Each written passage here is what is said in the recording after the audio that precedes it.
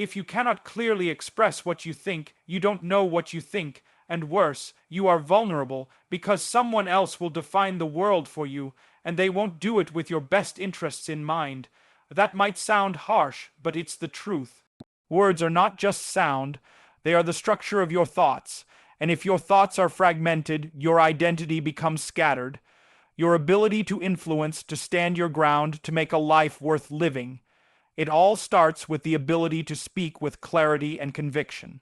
So today, I'm going to show you how to become more articulate, not in a shallow, rhetorical sense, but in a way that refines your mind, strengthens your spirit, and equips you to face the world head on.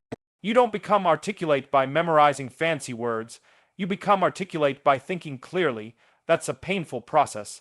It means confronting the contradictions in your beliefs, challenging the laziness of your language, and pruning away the fluff. Most people speak in clouds. They don't realize their words are evading meaning rather than revealing it. Precision begins with the courage to ask, what do I really mean by that? If your thoughts are muddy, your words will be fog. Right. Reflect, define. The clearer your internal world, the more powerful your external expression. You don't lift a heavy weight once and expect to grow muscle. Likewise, you don't read a single essay or give one presentation and expect to become a skilled communicator. Articulacy is a discipline. Read material that challenges you, classic literature, philosophy, rigorous essays. Speak often into a recorder to a friend in public, then do it again every day. The mastery of language is earned through repetition, friction, and struggle. You shape your words by grinding them against your ignorance, until your speech sharpens like a blade. People often stumble over their words because they're afraid to be wrong, afraid to be judged, afraid to be seen. But if you train yourself to say what you genuinely believe, imperfectly but truthfully, you will become more confident, and your words will begin to carry weight. Truth breeds articulation because it grounds you. Lies fragment your speech because they fragment your soul. Authenticity is the foundation of fluency. Speak your truth, not just what's clever, not just what sounds good, but what rings true in the deepest part of you. Here's a secret most overlook. The most articulate people aren't always the ones who talk the most. They listen, they pause, they give their words time to land, and in those spaces, between the noises, meaning emerges. Speech becomes powerful when it's born out of intentional silence. Don't rush to fill the air. Use silence to think, to measure, to strike at the heart of the matter with precision. So, how do you become more articulate? You think clearly, you train daily, you tell the truth, and you learn the power of silence. If you commit to this path, not only will your speech improve, your mind will evolve, you'll be harder to manipulate, more capable of persuasion, and perhaps most importantly, you will learn to articulate who you are in a world that is desperately trying to tell you who to be, and that is real power. You don't become articulate by chasing impressive words. That's a cheap trick, a gimmick. Real articulation, authentic, commanding articulation, begins not in the mouth, but in the mind. If your thinking is chaotic, no matter how smooth your voice is, the words will come out tangled.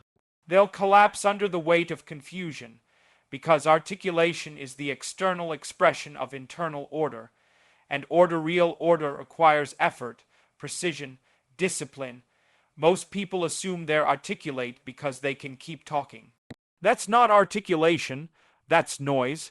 Constant speaking without depth is like pouring water into a cracked cup. Nothing holds. If you're not saying something specific, you're not saying anything at all. Ambiguity in speech is a symptom of ambiguity in thought, and ambiguity in thought often arises from avoidance of responsibility, of confrontation, of truth. So when someone asks you a hard question and you dodge it with vague generalities, that's not strategy, it's fear. Think about how few people can actually answer a simple question like, what do you believe, or what do you want, or why does that matter to you? And when they do try to answer, they often speak in slogans or borrowed opinions, not their own words. Because they haven't done the difficult inner work to clarify what they actually think.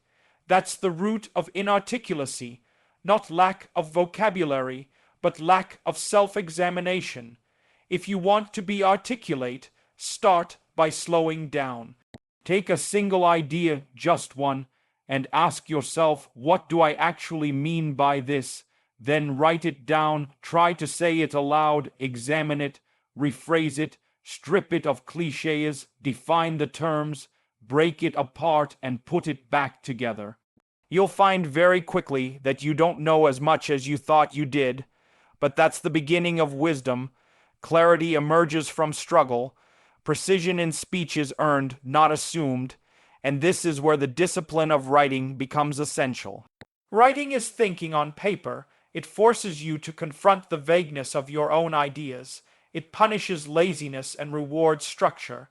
You don't really understand something until you can explain it clearly to someone else, and you can't do that until you've made it clear to yourself. So, before you aim to speak well, learn to think well. Don't dress confusion in eloquence, because true articulation is not about sounding good. It's about being clear, and clarity is moral, intellectual, and psychological courage expressed in words. You don't become articulate by chance. It's not something you wake up with one morning fully formed and flawless. Articulation is a skill, and like every meaningful skill, it's the result of deliberate, sustained effort. Think of it like building physical strength. You don't become strong by lifting a dumbbell once and then calling yourself a weightlifter. You get strong by putting yourself under resistance again and again until your muscles adapt.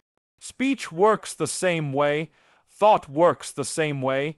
If you want your words to carry weight, you need to train the faculties that generate those words. That means reading, not just for entertainment, but to sharpen your perception. Read beyond your preferences. Read literature that wrestles with the fundamental human condition. Read philosophy that challenges your assumptions. Read arguments you disagree with, because grappling with opposition refines your logic and teaches you to think more precisely. The more refined the material you consume, the more refined your own expression becomes. Garbage in, garbage out. You cannot speak clearly if you feed your mind with shallow, superficial noise, then speak. Speak often, not just when it's convenient or when the audience is friendly. Speak when it's uncomfortable. Speak in front of a mirror. Record yourself. Watch it back. Not to admire your performance, but to detect where you were vague, where you stumbled, where you failed to connect your thoughts. Seek friction. Put yourself in conversations where your ideas are tested, where you're forced to articulate under pressure. That's how you grow. You don't find your voice by avoiding conflict. You find it by walking straight into it and learning to hold your ground with reason and clarity. And repeat. This is not something you do once a week when inspiration strikes. It's daily, consistent, mundane. You show up even when you don't feel like it, especially then, because repetition doesn't just build memory, it builds structure. Every time you read a dense paragraph and unpack its meaning, every time you struggle to form a coherent argument out loud, you're forging neural pathways. You're turning chaos into order. You're developing a mind that doesn't just react, but responds intelligently, deliberately, effectively. People often envy those who speak fluently, who seem to have the right words at the right time. But what they don't see is the grind behind the scenes, the hours of intellectual labor, the countless drafts, the failed conversations, the uncomfortable silences. Articulate people aren't born, they're built, and the blueprint is simple, but not easy. Read, speak, repeat. One of the greatest barriers to becoming articulate is fear, not ignorance, not inexperience, but fear, the fear of saying the wrong thing, of exposing your inadequacies, of being judged, dismissed, or even ridiculed. It silences people before they ever begin to speak, and when they do speak, their words are diluted, second, guessed, and tangled in hesitation. But if you want to become truly articulate, not performative, not polished, but real, you must be willing to speak the truth even when your voice shakes. Telling the truth requires courage because truth has consequences. When you say what you actually believe, rather than what is socially acceptable or intellectually safe, you are revealing who you are, not just what you know. That's vulnerable. But vulnerability is not weakness. In fact, it's the root of authenticity, and authenticity, when expressed clearly, is the cornerstone of powerful communication. You can't fake conviction. People can feel when your words come from a place of alignment, when what you say and what you believe are one and the same. When your speech is built on truth, even if it's raw or incomplete, it carries weight. You might stumble, you might not phrase it perfectly, but people will listen because they can sense the integrity behind the words. And over time, as you commit to telling the truth, even in uncomfortable situations, you begin to refine your delivery, clarity improves, composure grows, but it all starts with the willingness to speak honestly, rather than hide behind vague generalities or rehearsed sound bits. Most people speak in abstractions because they're protecting themselves. They mask their real opinions behind euphemisms or hedge every statement with qualifiers. Well, maybe it's just me, or I could be wrong, but that's not humility. That's fear dressed up as diplomacy, and it erodes your credibility. It teaches you to disown your own perspective before it's even heard. But if you speak from a place of sincere inquiry, open to correction, yet rooted in conviction, you become not only more articulate, but more trustworthy. Truth sharpens language, it forces precision, it eliminates the fluff. When you discipline yourself to tell the truth, your speech begins to reflect something deeper than cleverness. It reflects character. And over time, people will come to recognize that when you speak, you're not just filling silence, you're saying something that matters, something that costs something, something that might even change someone's mind or your own. That's the power of truth in speech. It doesn't just communicate, it transforms. In a world dominated by noise, where everyone is rushing to speak, to respond, to assert themselves, the ability to pause, to wait, to hold silence is not just rare. It's powerful, and paradoxically, it's one of the most overlooked dimensions of becoming articulate. People assume that the more articulate you are, the more you talk, the faster your response, the smarter you seem. But that's not how deep communication works. In fact, some of the most articulate individuals say less. But what they say lands. It resonates because it's measured, intentional, and born from reflection rather than reflex. Silence is not the absence of words, it's the space in which words gather their weight. A well-timed pause can say more than a paragraph. It shows that you're thinking, not just reacting. It tells your listener that you respect the complexity of what's being discussed, that you're not just throwing out the first thing that comes to mind. That kind of silence invites attention. It invites respect. And most importantly, it gives you room to speak from a place of clarity rather than compulsion. The inability to tolerate silence is a sign of anxiety, not just social anxiety, but cognitive anxiety. It's the fear of space, of reflection, of being truly seen. That fear drives people to fill every moment with sound, with words, with performance. But if you listen closely, you'll notice how much of that speech is empty. It's frantic, it's compensatory. People are talking just to prove they exist. But true articulation doesn't come from the need to be heard. It comes from the commitment to say something worth hearing. When you allow silence into your speech, you give yourself time to access deeper thought. You break the automatic cycle of filler phrases and rehearsed answers. You open a door to authenticity. You also give others space to reflect, to respond more thoughtfully. Conversation becomes richer, more collaborative, and your words, when you do speak, carry the full weight of that deliberation. There's also a kind of humility in silence. It suggests that you don't presume to have all the answers instantly, that you're willing to listen, to consider, to hold complexity, and ironically, that humility makes you more articulate, not less, because it aligns your speech with your intellect rather than your ego. So, don't fear silence, learn to use it, make it part of your rhythm. When used wisely, silence is not a void. It is a vessel.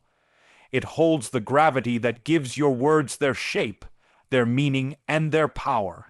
Becoming articulate is not merely about speaking well. It is about becoming a person who thinks clearly, feels deeply, and communicates authentically. You don't begin with elegance, you begin with struggle. You begin by confronting the disorder in your own mind and shaping it into coherence. That is the first battle, to take the chaos of your thoughts and mold them into structure, and that requires you to be honest with yourself, painfully, consistently honest. If you avoid that work, if you try to sound articulate without being articulate, you become a facade, a polished exterior covering a hollow center. But if you do the work, if you think rigorously, your speech becomes more than impressive. It becomes real. The process is slow and often humbling. It means reading what is difficult, grappling with ideas that are older, deeper, and more complex than you are. It means putting yourself in situations where your thinking is challenged and refined. Speaking out loud when it's easier to stay silent. Writing your thoughts down and seeing, in black and white, how incoherent they may still be, but through that repetition, you evolve. You begin to speak with clarity not because you rehearsed a performance, but because you built an intellect capable of precision. You begin to earn the words you use rather than borrow them to sound intelligent. And at the core of all this is truth, not subjective truth in the sense of whatever feels right, but the discipline to say what is real, even when it's uncomfortable.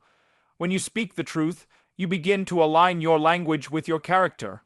You stop hiding behind euphemisms or intellectual posturing. You show up with your full self, even if that self is uncertain or imperfect. Paradoxically, that kind of raw honesty makes your speech more impactful. People listen not because you're flawless, but because you're authentic. And in a world where everyone is trying to sound like someone else, authenticity becomes a rare and magnetic force. Finally, remember that articulation isn't just about what you say, but what you don't say. Learn to use silence not as a weakness, but as a tool. Resist the urge to fill every pause. Give your words room to breathe. You'll find that when your speech is built on thoughtful silence, courageous truth, disciplined repetition, and deep mental clarity, your voice begins to carry something far more powerful than charm or cleverness. It carries weight, and that weight doesn't just persuade, it anchors you, it roots you, it gives you the authority not just to speak, but to be heard, and that is how you become articulate. Thank you for taking the time to listen, and more importantly, to think. If this message spoke to something inside you, I hope you'll carry it forward, not just as inspiration, but as action. Becoming more articulate is not a destination. It's a discipline, one worth pursuing. If you found value in this, consider subscribing, sharing, or leaving a comment. Your support helps keep these ideas alive, growing, and reaching the people who need them most. Every word matters, yours included. I'll be back with more content that challenges, sharpens, and empowers. Until then, stay thoughtful, stay honest, and keep refining your voice. The world doesn't need more noise, it needs more clarity. Thank you again. Take care and goodbye for now.